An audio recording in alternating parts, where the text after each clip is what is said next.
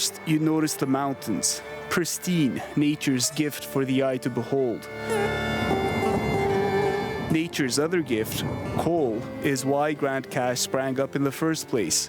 Those were the glory days, before the world coal market's ups and downs hit the town, far before this latest mine closure. It's like a shot in the arm. We need a shot in the arm. A sign of the times, this haunt temporarily closed due to the lack of customers. Owners open up the doors so we can listen in as locals open up their souls. Certainly have had friends leave town. It's very difficult always to see them go, and it seems to happen sort of every 10 years or so here. Around Grande Cache, shuttered houses and notices show just how deep the downward spiral is spun. At the airport, no plane has taken off or landed since January 2016. In the short time the mine's been closed, Grande Cache's population has plummeted. At least 1,000 residents have departed, leaving around 3,500 people behind. Why stay? Real estate values have fallen so hard by $100,000 in certain cases, some can't afford to leave. And for others, those mountains are hard to beat. This has been our only home since we came to Canada.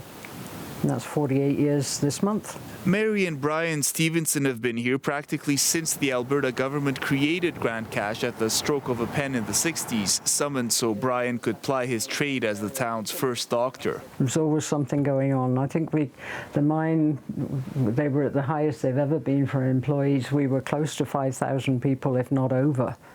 And just things were happening, and it was really good. Over decades, Grande Cache has become a community with its own local history and customs.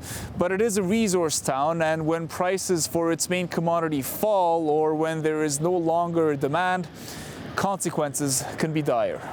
For Grande Cache Mayor Herb Castle, it's all a little overwhelming. It's really out of our control. It's a world commodity. It's run by a private enterprise, a corporation, and the decisions they make about their business decisions and operating decisions and their marketing circumstances aren't. The taxpayers can't backstop any of that. Castle's got his hands full lobbying government about the mine and the town's other big employer, government, specifically a federal corrections facility that leases property from the province of Alberta. A lease that's up in 2020 unless it gets renewed, making the mine's closure this time around a burden all the more. Clancy Feller has a lot less time for his family and their horse Scooter since the closure.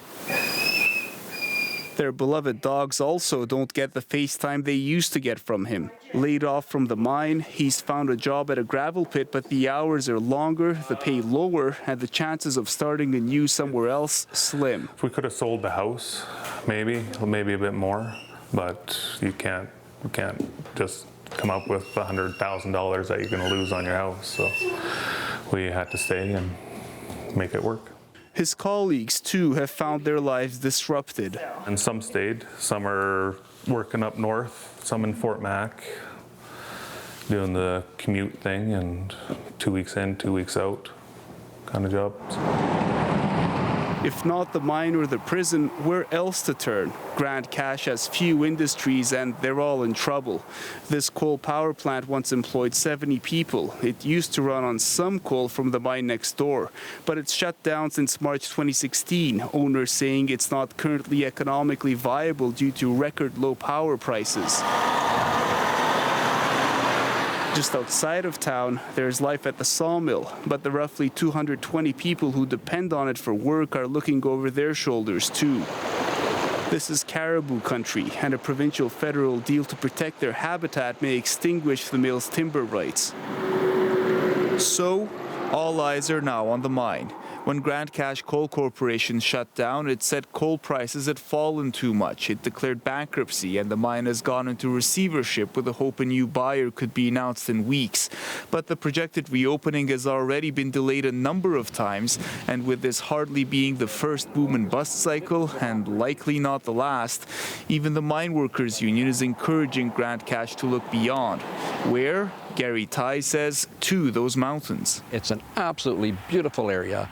The opportunities to market this are endless, but you need some infrastructure put in place. You need a trail network for quads. This is an area that could capitalize on that and say, hey, bring your quads up here. We'll build a network of trails, get your sleds, your quads, and you can access the backcountry. There's fishing, there's hunting, there's lots to build on. But it could all be too little too late. Grande Cache used to plan for growth, looking ahead to days when more than 10,000 people would call it home. Now it's dealing with population loss and inability to pay its bills. Alberta is considering folding the municipality into a larger municipal district. Seems par for the course. With the fates of the mine, the mill, the prison, and the power plant all up in the air, so is the town's. Rafi Bujikan, CBC News, Grande Cache.